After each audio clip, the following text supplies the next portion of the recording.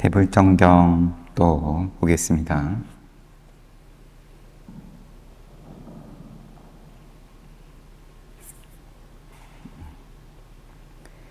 어제까지 보던 부분은 부처님께서 기적을, 신통을 펼쳐 보이시는데 좀 앞부분을 좀 보자면 우선은 마하모칼라나 하고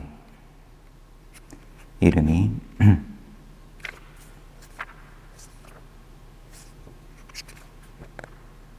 빈돌라 존자하고 둘이 걸식을 나갔다가 그러다가 빈돌라 존자가 한번 멋들어지게 하늘을 날면서 신통을 보이는 일이 있었고 이것 때문에 부처님께서 계율을 정하시고 신통을 보이지 마라 비구들은 그 다음에 나무 바로는 쓰지 말자 요런 계율이 생겼다. 그러니까 외도들이 이제 부처님이 신통을 이제 앞으로는 보이지 못한다. 부처님과 부처님의 제자들이. 그래서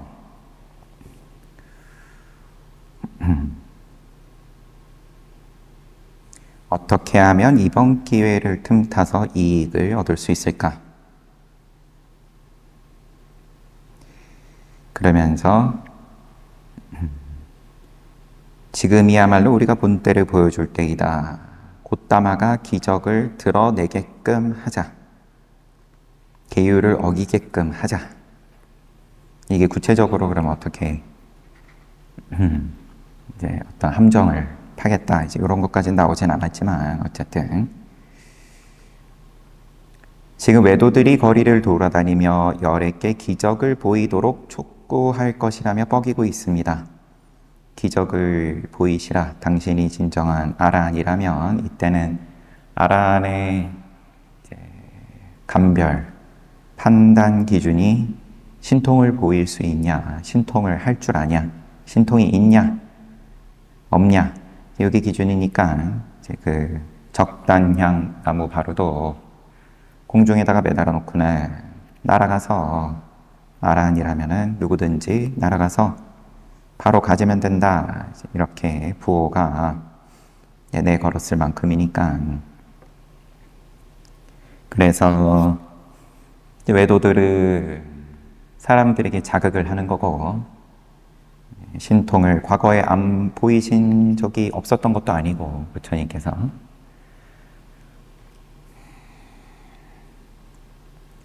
그러니까는 부처님께서 그럼 보여주면 되지. 계율 정하지 않으셨습니까? 그 계율은 나는 아니고 우리 제자들 지키라고 정한 거다.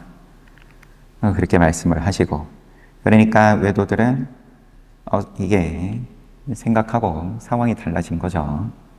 부처님께서 언제 어디에서 망고 동산에서 기적을 보이겠다, 신통을 보이겠다라고까지 빈비사라 대왕한테 공식적으로 말씀을 하시고 그래가지고 이제 또 한번 커다란 자리가 마련이 됐어요. 대회가 마련이 되고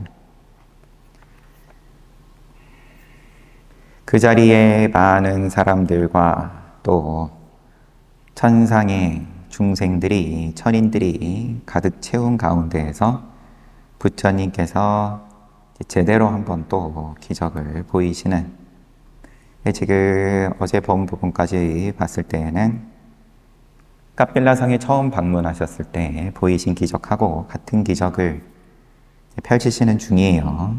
불꽃과 물꽃이 물길이 불꽃과 물길이 몸의 여러 부분에서 나타나면서 서로 어우러졌다.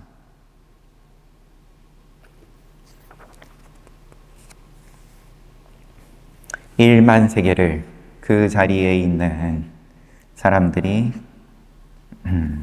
브라흐만 천상에 이르기까지 볼 수 있게끔 아카니타 브라흐만의 세계에 까지 다 볼 수 있게끔 드러내셨다. 부처님께서 또 지옥도 보여주셨고 지옥 세계와 그곳의 중생들의 모습도 보여주셨다.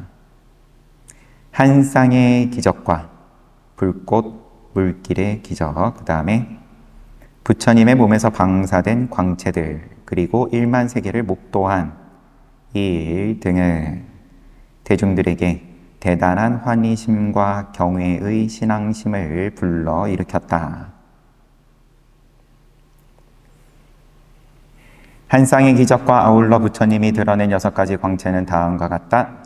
검푸른빛, 한 쌍의 기적이 가져다주는 지혜의 공덕으로 부처님 몸에서 빛이 나왔다. 머리털과 수염이 자라는 곳과 눈의 홍채로부터 검푸른 광채가 방사되었고 그 결과 하늘은 온통 안티몬 가루를 뿌린 듯 했으며 나비콩과 푸른 연꽃으로 덮인 듯 했다. 또한 마치 청억으로 만든 부채가 움직이는 것 같았으며 온 하늘에 사파이어의 푸른빛이 몰려든 것 같았다. 두 번째, 황금빛. 부처님의 피부와 눈 및 몸의 모든 황금색 부분에서 황금빛이 방사되었다. 그 결과 주위가 모두 황금빛으로 밝아져 마치 모든 곳이 황금물을 퍼부은 듯 했으며 황금색 퍼부이로 뒤덮인 듯 했다. 아울러 샤프란 꽃이 뿌려진 듯하고 황금색 비단 목화꽃이 흩어져 있는 듯했다. 세 번째, 붉은빛. 살과 피, 눈과 몸의 또 다른 붉은 부분에서 붉은빛이 방사되었다. 이로 인해 주위의 모든 지역이 밝아져 마치 주홍색으로 물들인 듯했고 붉은 물감을 덮어쓴 듯했으며 붉은 우단으로 뒤덮인 듯했다. 또한 금전화 꽃으로 덮인 듯했고 인도 산호가 흩뿌려진 듯했다. 모든 곳이 이 빛으로 비상하고도 아름답게 빛났다. 흰빛. 치아와 뼈, 눈의 흰자위 등에서 흰빛이 나왔다. 이로 인해 모든 곳이 은색 항아리에서 흘러나오는 우유에 덮인 듯했다. 위는 은빛 천장으로 덮인 듯했고 은빛 잎들과 은빛 판들이 겹겹이 놓인 듯했으며 은빛 부채가 돌아가는 듯했다. 제스민, 흰 연꽃, 코이나무 등이 그 주위에 흩뿌려져 있는 듯했다. 심홍빛. 손바닥과 발바닥에서는 심홍색 빛이 나왔다. 그 때문에 밝아진 주위는 마치 산호 그물로 덮인 듯했으며 발레리아 꽃으로 덮인 듯했다. 산호도 보석이에요. 이때 기준으로. 그래서 몸의 각각의 부위에 원래 갖고 있는 그 색깔 그대로 빛이 나오고 6번째, 번쩍거리는 빛. 부처님 이마에 나 있는 백호 미간, 손톱, 발톱 그 외에 빛나는 모든 부분에서 나온 빛이다. 그 빛이 비추자 주위는 마치 저녁별과 같은 많은 항성들로 별이 가득 찬 듯했고 번갯불이 번쩍이는 듯했으며 전류가 흐르는 듯했다. 그것은 정말로 놀랍고 아름다운 광경이었다. 이처럼 부처님 몸에서 6빛깔의 광채가 바라는 광경은 그야말로 장관이었다. 액체로 된 금, 은, 홍옥 같은 것이 계속해서 한 곳으로부터 흘러내리는 것 같았다. 그것들은 우주의 지붕에서 솟아올라 우주 가장자리로 떨어졌다. 1000개의 우주가 들보, 석가래, 여러 가지 값비싼 보석을 갖춘 거대하고 우아한 경이롭고 아름다운 황금 저택으로 함몰한 듯 했다. 이제 보석길을 거닐며 설법하는 부처님 앞에 처음에 기적을 펼치시기 시작 부분에서 길이 12요자나의 보석으로 된 길이 만들어졌다 나왔었고, 그날 부처님은 1만 세계의 동에서 서로 가로질러 놓여진 보석길 위에서 한 쌍의 기적을 펼치는 동안 사람들의 성향에 맞는 법을 설했다. 부처님은 청중들을 잠시 동안이라도 쉬게 하기 위해 기적을 펼치다가 멈추었고 이에 청중들은 감사의 표시로 사두 즉 좋습니다 라고 외쳤다. 찬탄했다.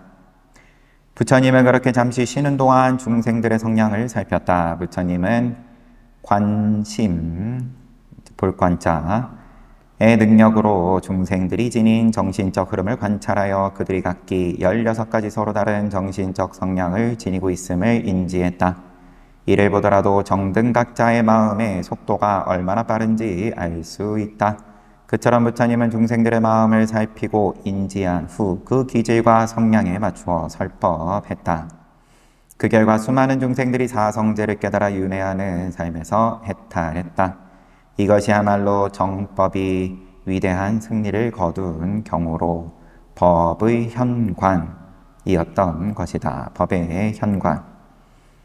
이제 한 번씩 나왔습니다. 앞에서도. 기적을 보이시고 사람들에게 그만큼 믿음을 불러일으키시는 걸 테고 천상을 실제로 보는 거니까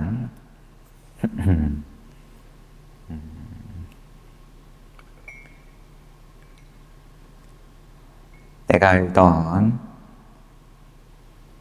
내가 생각하던, 내가 또 보는 이 세계가 전부가 아니다.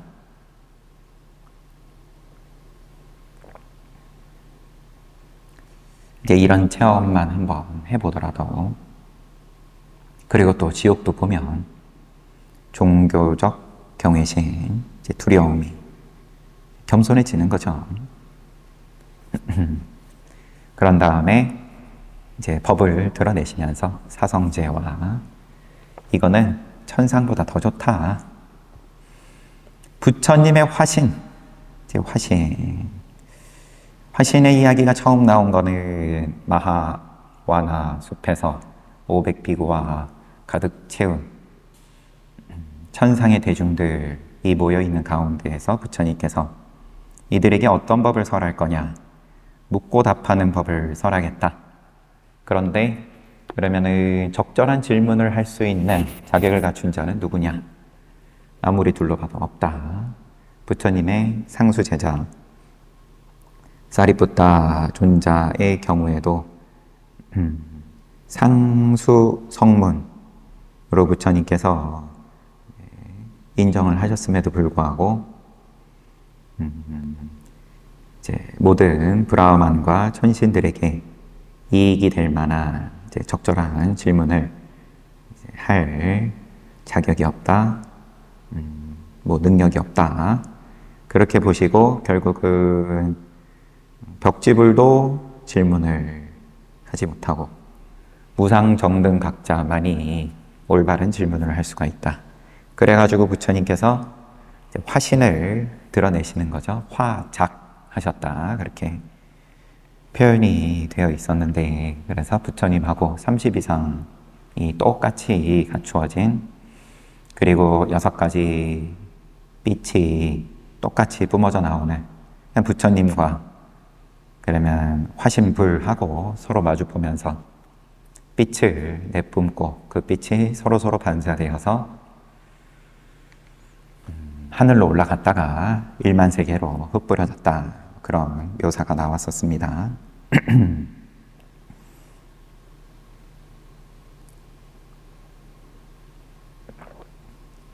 그럼 여기서도 마찬가지로 같은 이유에서 화신이 등장하겠죠. 부처님은 그 자리에 모인 중생들 각각의 마음을 살펴 자신의 욕구에 부응하는 질문을 할 능력을 갖춘 자가 있는지 알아보았다. 중생들 16종류가 있다라고 보셨고, 앞서서 자신의 욕구에 부응하는 질문을 할 능력을 갖춘 자가 있는지, 자신의 욕구, 이제 각자 중생들 자신의 욕구일 것 같아요. 부처님의 욕구에 부응하는 질문은 조금 말이 이상하니까 질의 문답의 형식을 통해 법을 베풀려는 취지에서였다. 그러나 부처님이 원하는 질문을 할 만한 사람이 하나도 없었다. 부처님으로 봐야 되네요. 부처님에게 부응하는 질문을 할 능력을 갖춘 자가 없었다.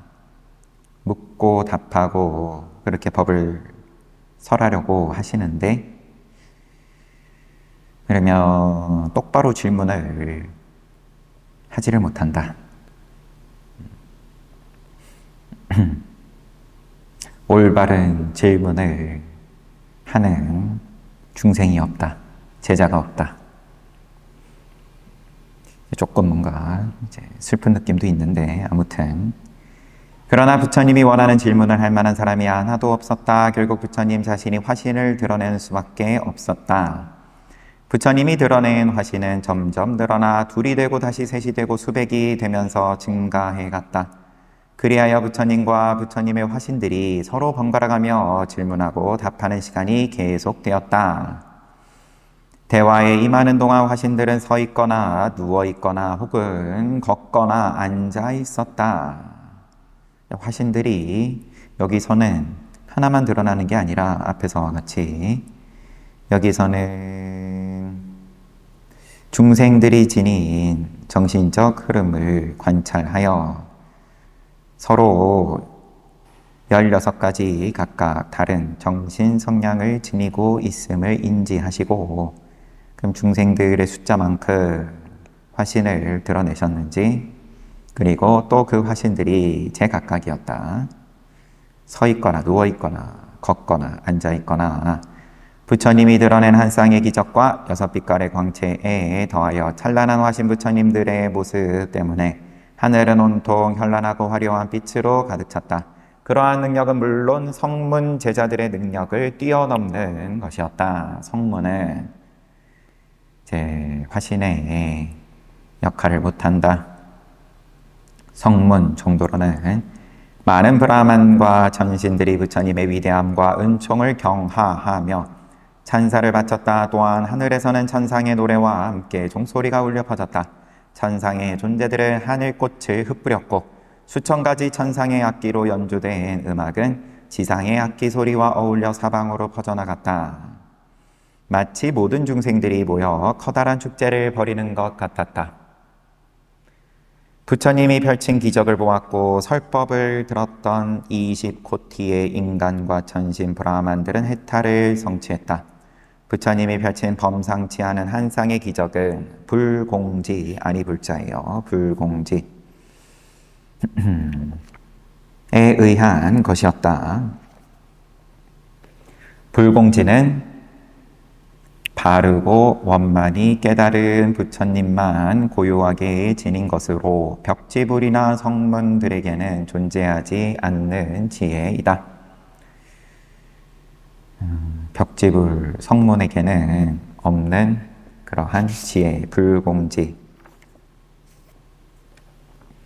부처님은 기적을 펼치는 중에 과거의 부처님들은 기적을 펼친 후 어디서 안거에 들었는지 살펴보았다. 그리하여 그들이 모두 33천에 올라가 안거를 준수했으며 전생의 어머니였던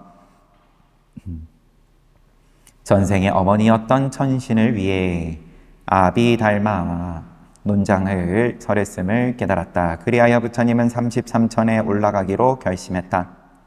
부처님이 오른발을 들자 동시에 42,000요자나 높이의 유간다산이 봉우리를 숙여 부처님의 오른 발바닥 아래로 들어왔다. 그리고 왼발을 들어 올리자 84,000요자나의 마하메루 산의 정상이 부처님의 왼발 아래로 들어왔다. 그처럼 부처님은 2걸음 만에 33천에 올랐다. 주석을 잠깐 보겠습니다. 주석이 아무도 유간다산과 오른발 아래에 들어간 유간다산, 또 왼발 아래에 들어간 마하메루 산의 산의 정상이 부처님의 발 아래에 들어가는 것을 보지 못했다. 아울러 부처님 또한 허겁지겁 33천에 오른 것이 아니다. 이것은 순전히 초인적인 힘에 의한 사건이니 오로지 바르고 원만히 깨달은 부처님만의 영역으로 다른 존재들의 사량을 넘어서는 것이다. 너무 신기한 이야기라고 이상하게 볼 필요 없다. 사량을 넘어서는 거다. 시비할까봐 또 주석을 달아 놓았습니다. 부처님을 본 사카는 열애께서는 에메랄드 판 위에서 안거를 보낼 것이고 그리하여 천신들과 브라만들을 이롭게 하실 것이다. 하지만 그렇게 된다면 안거 동안은 그 누구도 에메랄드 판을 만질 기회조차 얻지 못할 수 있다. 그것은 길이가 60요자나 넓이 50요자나 높이가 15요자나인 엄청나게 큰 판이기 때문에 열애께서 그 위에 계시면 빈 공간이 아주 많이 남을 수 있다. 그렇게 되면 부처님은 큰 쟁반 위에 놓인 참새처럼 아주 작아 보일 것이다. 부처님은 사카의 이런 생각을 읽고 법복을 보석판 위에 들이웠다. 그러자 법복이 보석판을 모두 덮게 되었다. 그럼에도 불구하고 사카는 계속 생각했다. 열애의 뒷자리는 아주 많이 비어있을 것이다. 비록 열애께서 법복으로 보석판을 덮긴 했지만 에메랄드 보석판에 비해 열애의 몸은 아주 작기 때문이다. 부처님은 사카의 생각을 알고는 마치 고행을 준수하며 작은 걸상 위에 앉은 대장로처럼 보석판 위에 가부좌로 앉았다. 그러자 보석판이 전부 부처님의 다리 속으로 들어왔다. 그러자 사카는 실수를 깨닫고는 자신의 한계를 알지 못한 것을 자책했다. 열애가 어떤 존재인지 우리는 결코 완전히 알 수 없다. 우리는 위대한 영광으로 가득 찬 그분의 자질에 대해 결코 완전히 인지할 수 없다. 나는 그처럼 우리의 인식 능력을 넘어서는 열애에 대해서 잘못된 생각과 마음을 지니고 있었구나. 이처럼 사카는 자신의 잘못을 공개적으로 인정하면서 헌신적인 신앙심과 두터운 공경심을 가지고 부처님에게 예를 표했다.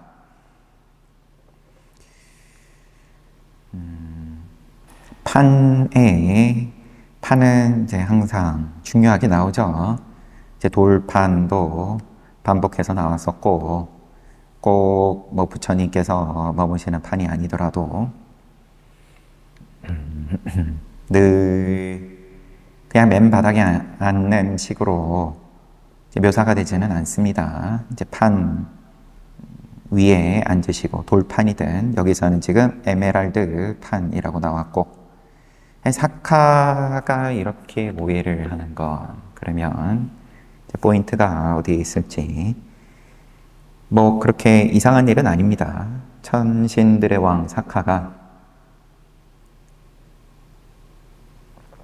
자신의 역할을, 부처님을 시봉하는 역할을 그때그때 잘 하는 장면들도 많이 나왔고, 그 다음에 또 이제 이렇게 뭔가 핀트가 안 맞는 장면들도 계속 있어 왔기 때문에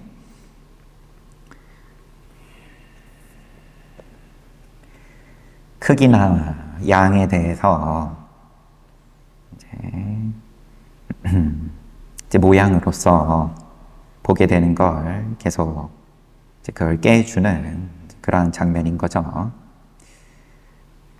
이미 이 산 42,000요자나의 유간다산, 또 마하메루산에 84,000요자나의 마하메루산이 오른발 왼발 아래로 들어가는 장면부터 해서 그러합니다.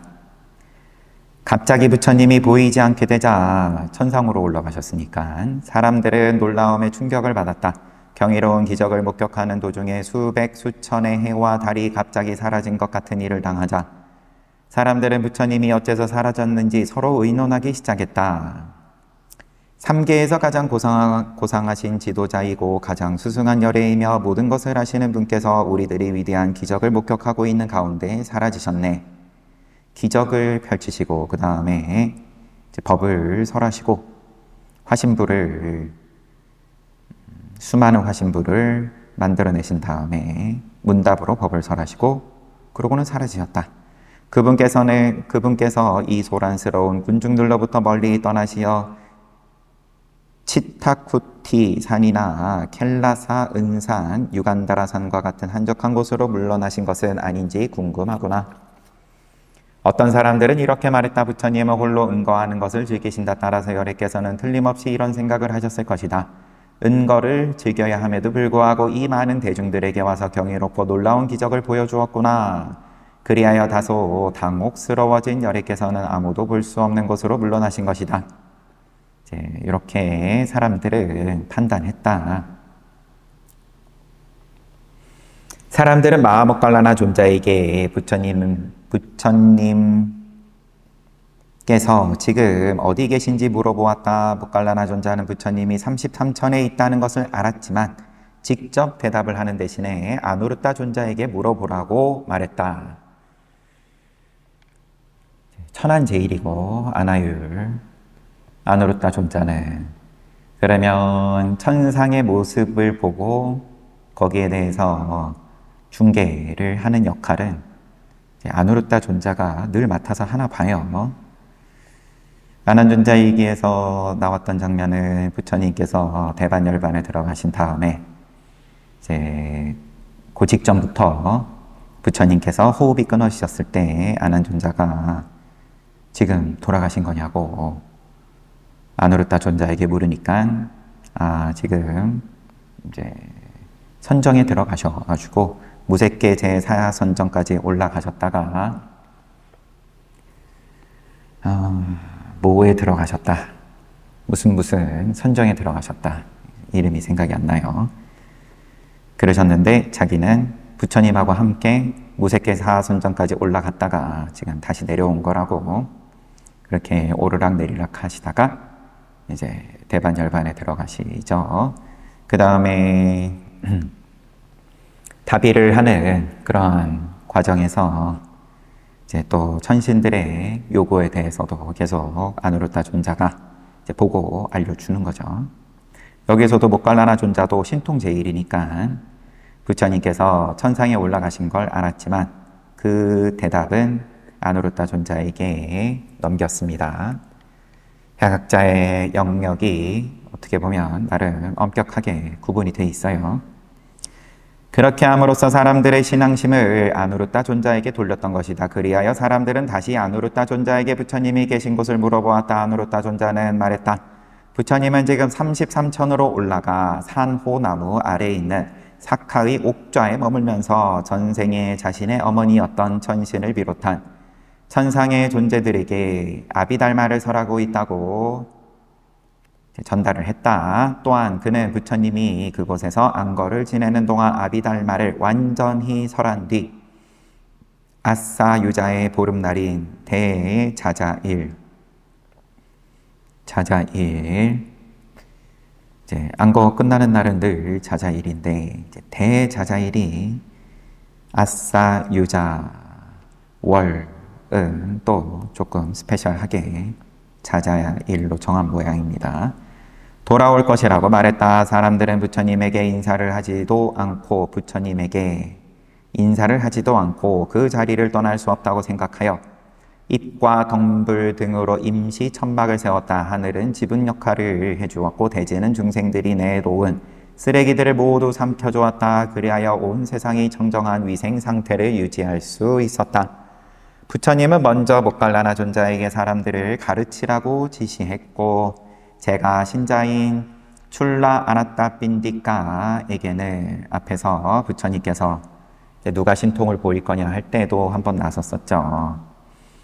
기원전상 창건주 아나타 장자에게는 그들을 위해 음식을 제공할 것을 지시했다. 이에 출라 아나타 빈디카는 사람들에게 고기죽, 달콤한 고기와 같은 음식, 구장잎, 담배나무, 차잎, 달콤한 향, 옷 등을 중생들에게 필요한 모든 물건을 모자람 없이 제공했다. 제가자들에게 제공하는 건 결이 다릅니다. 담배나무가 이때도 그러면 어떤 피우기 위한 말 그대로의 담배를 제공을 한 건지는 잘 모르겠어요. 그리고 마하모칼라나 존자는 안거 기간 동안 그들에게 법을 설했다.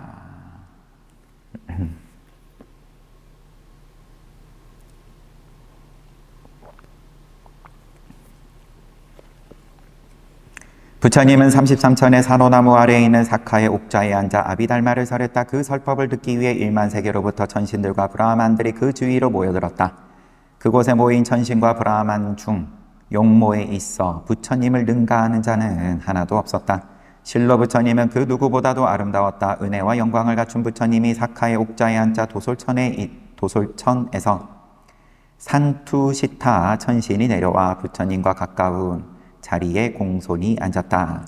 그는 바로 전생의 부처님의 어머니였다. 산투시타 천신. 전생이 무수한데 이제 어느 전생에서의 어머니의 어떤 인연인지는 뒤에 나올지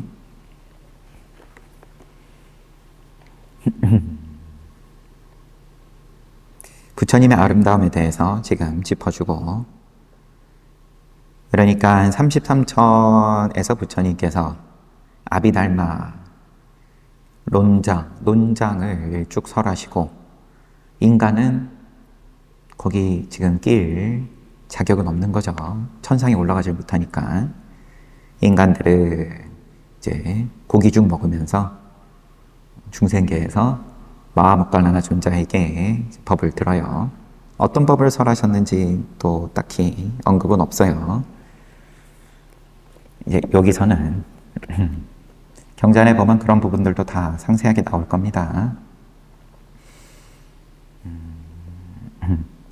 상당히 지금 보고 있는 대불경전은 부처님에게만 초점을 맞추고 있기 때문에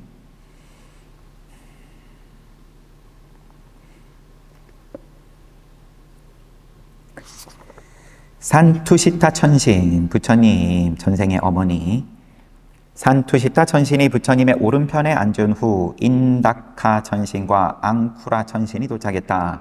앙쿠라 천신은 부처님 왼쪽으로 매우 가깝게 앉아 있었다. 그런데 앙쿠라 천신은 더 강력한 천신이나 브라만이 올 때면 그들에게 자리를 양보해야만 했다. 이 자리에 대해서도 엄격하죠. 지금까지 이야기를 보면 계속 이제 밀려나는 거예요. 좌차가 낮으면. 그래서 마하와나 숲에서 원래 자기가 살던 곳이었는데 계속 밀려나서 스리랑카 있는 데까지 밀려났다. 그런 이름은 기억이 안 나는 어떤 천신에 대해서도 앞에 나왔고, 앙쿠라 천신은 부처님 왼쪽에 바로 앉았는데 자기보다 좌차가 더 앞서는 강력한 천신이나 브라만이 오면 자리를 양보해야 되는데 양보를 했어요. 그런 식으로 그는 결국 부처님으로부터 12요자나나 떨어지게 되었다. 그러나 인디카 천신은 원래 앉아있던 자리에서 움직일 필요가 없었다. 왜 그런지 이야기가 이제 진행이 됩니다. 앙쿠라 천신 이야기, 인디카 천신 이야기. 부처님의 전생의 어머니는 산투시타 천신인데 산투시타 천신은 별로 등장을 안 하는 것 같아요. 오른쪽 왼쪽으로 앉은 인디카 천신하고 앙쿠라 천신. 우선 앙쿠라 천신부터. 이것은 까사빠 부처님의 가르침이 사라지고 난 뒤의 이야기이다. 앙쿠라 천신은 당시 우파사가라 왕자와 대와갑바 공주 사이에 11명의 아이들 중 막내로 태어났다. 우파사가라 왕자는 우타라 마두라스 왕국의 마하사가라 왕의 아들이었고, 정리하면 마하사가라 왕의 아들 우파사가라 왕자, 그리고 우파사가라 왕자의 또 자식 11명 중에서 막내 앙쿠라 천신,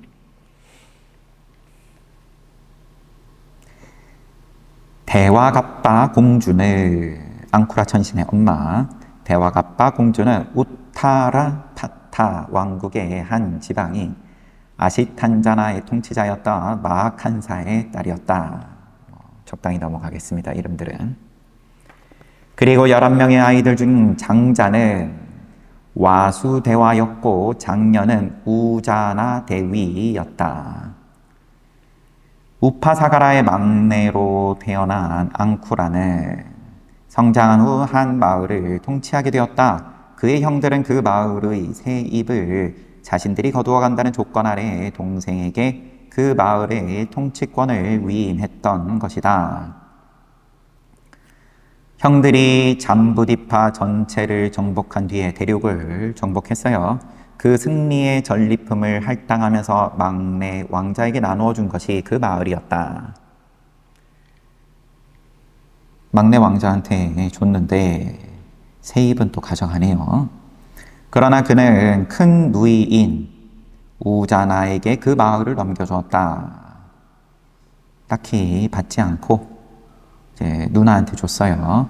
그 대신 형들의 통치령 안에서 자신이 장사를 할 때 관련된 세금을 면제해 줄 것을 요청했다. 이렇게 그는 자신의 몫을 만족해하며 장사꾼으로 자유롭고 행복하게 살았다.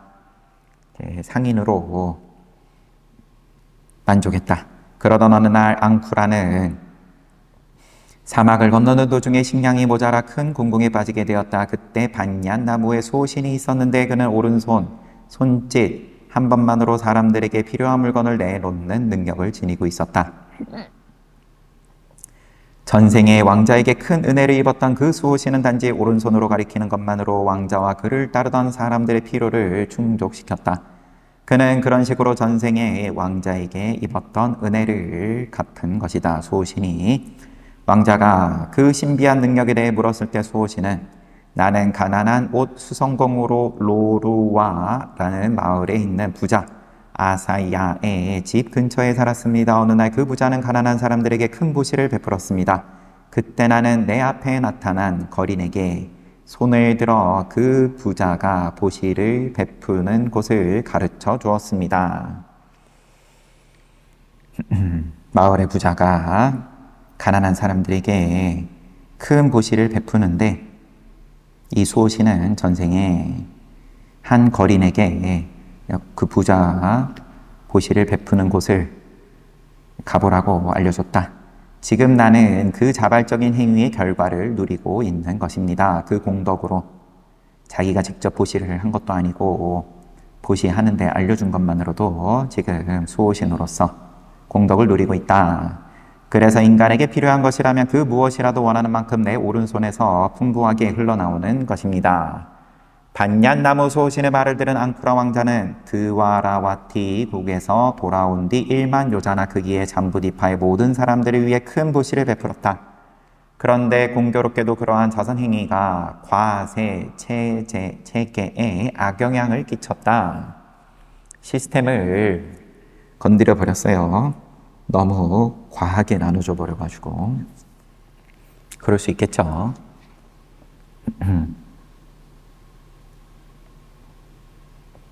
당장에 너무 과하게 먹을 걸 퍼주면 주변에 식당들이 별로 안 좋아할 테니까. 그런데 이제 국가의 규모로 큰 보시를 베푸니까 세금 걷는데 문제가 생겼다. 나라 입장에서 수입이 지장을 받았다. 그의 보시가 세금 체계를 마비시켰기 때문에 형들은 그에게 균형 감각을 가지고 자선 행위를 하라고 충고했다. 우리들 밥그릇 건들면 다친다, 이런 거죠. 이에 그는 다미타국의 다키나파타 시로 가서 바닷가에 있는 12요자나 규모의 넓은 곳에서 다시 보시행을 시작했다. 멀리 가서 다시 보시행을 했다. 그곳에서 그는 보시 물이 담긴 항아리들을 줄지어 삼각 탁자 위에 올려놓았다. 그는 1만 년 동안 살면서 줄곧 그렇게 보시행을 했다. 그리고 33천에 태어나 다시 앙쿠라라는 이름을 갖게 되었다. 전신으로 났다. 보시를 열심히 해가지고 1만 년 동안이니까 여러 생에 걸쳐서 살면서 그렇게 보시행을 했다. 그처럼 앙쿠라는 오랜 세월 동안 많은 것을 보시했지만 보시한 만큼 되돌려 받지는 못했다. 왜냐하면 당신은 부처님의 가르침이 사라진 암흑기로서 덕을 갖춘 자들이 없었기 때문에 마치 불모의 땅에 종자를 심은 농부처럼 보시를 받은 사람들로부터 그 무엇도 되돌려 받을 수 없었던 것이다. 인과가 이제 없다라는 말이 아니라 공덕을 쌓은 게 인과가 그만큼 빠르지 못하던 시절이다. 돌아오는 게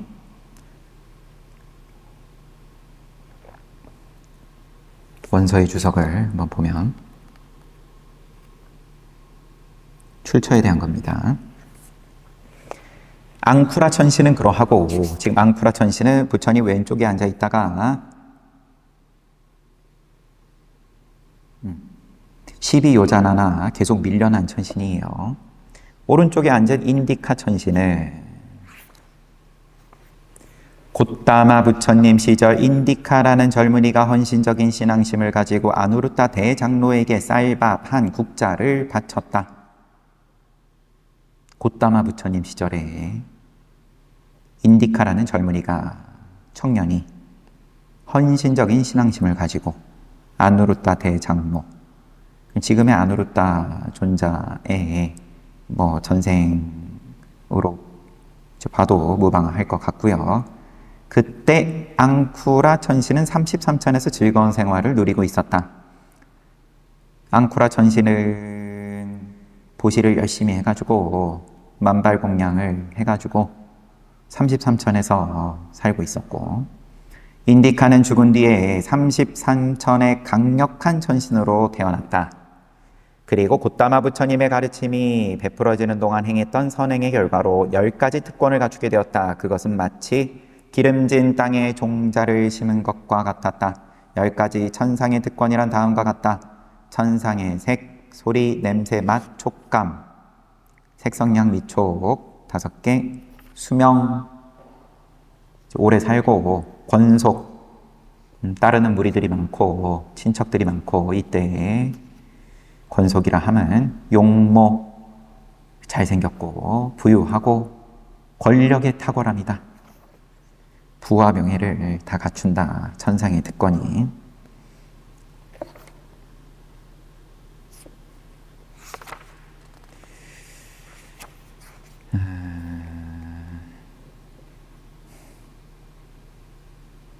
공덕의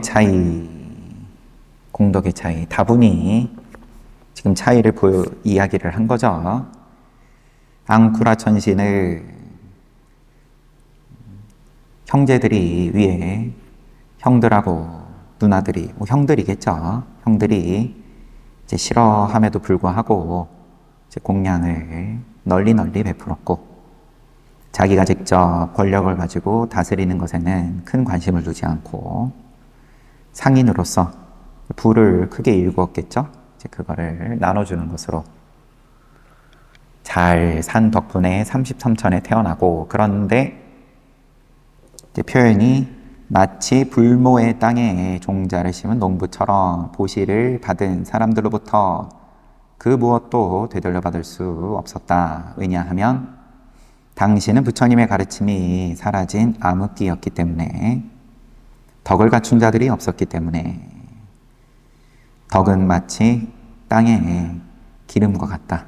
기름진 땅이 아니었다. 사람들이 이제 팍팍했다. 주변과 나누기를 힘들어하고 싫어하고. 인디카 천신을 이제 명시적으로 나와 있는 것은 아누루타 대장로에게 쌀밥 한 국자를 바쳤다. 아라한이었겠죠. 이때 아누루타 대장로도. 그러고는 강력한 역시나 33천의 천신으로 났는데, 강력한 천신으로 태어나서 10가지 특권을 갖추었다. 그것은 마치 기름진 땅에 종자를 심은 것과 같았다. 불모의 땅에 종자를 심는 게 아니라, 부처님 법이 있을 때 보시를 한 것과 부처님 법이 사라졌을 때, 암흑기일 때 열심히 보시를 한 것과 이렇게 차이가 난다. 이것만 봐도 그러한데, 이제 공덕의 차이 하면서 이제 길게 나옵니다.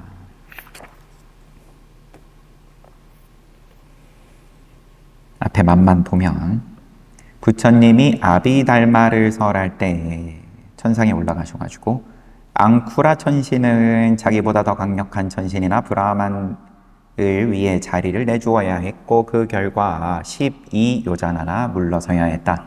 그러나 인디카 천신은 어떤 천상의 존재에게도 자리를 내줄 필요 없이 자신의 자리를 지킬 수 있었다. 10가지를 다 갖췄으니까 천상의 특권을 색소리, 냄새, 맛, 촉감, 거기에 수명, 권속, 용모, 부유함, 권력.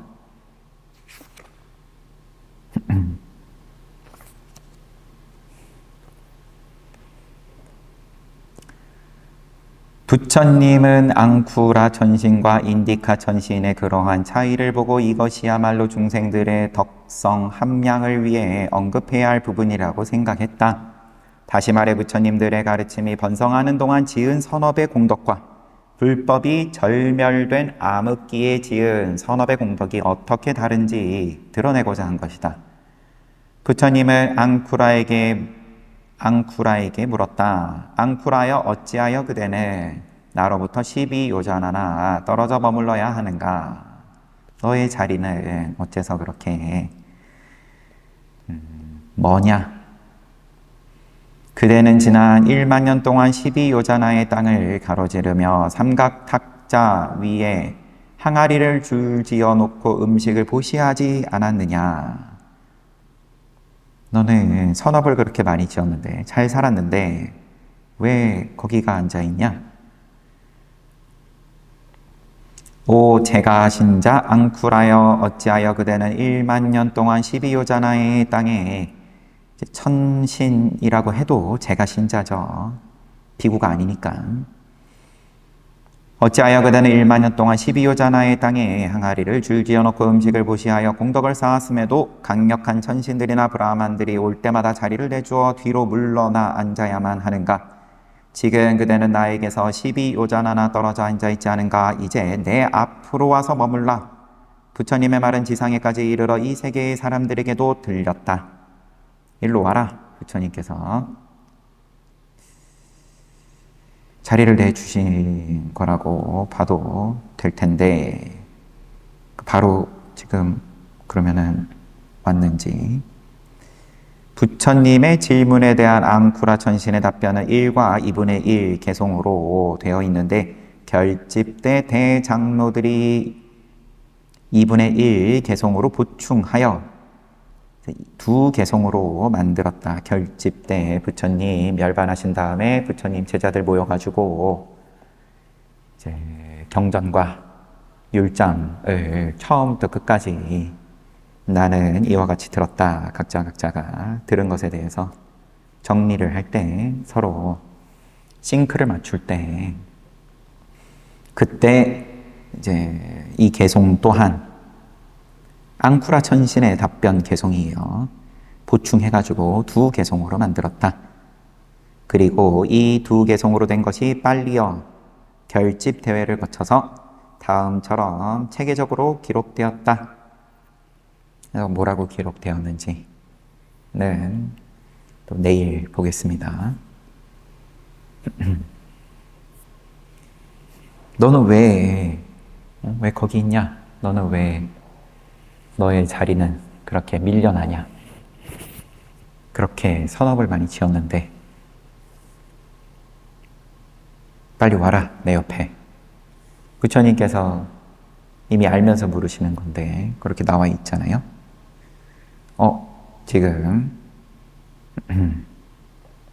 앙쿠라 천신하고 인디카 천신 보신 다음에 차이를 보고 이것이야말로 중생들의 덕성 함양을 위해서 중생들한테 요거 언급해 줘야겠다.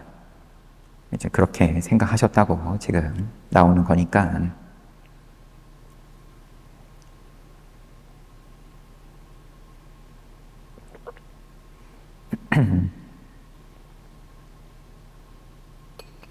무턱대고 만발공양이 그러면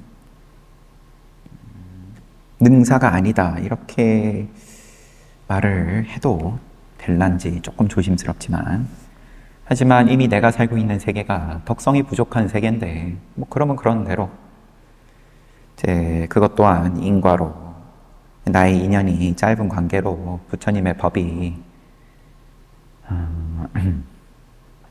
땅이 이렇게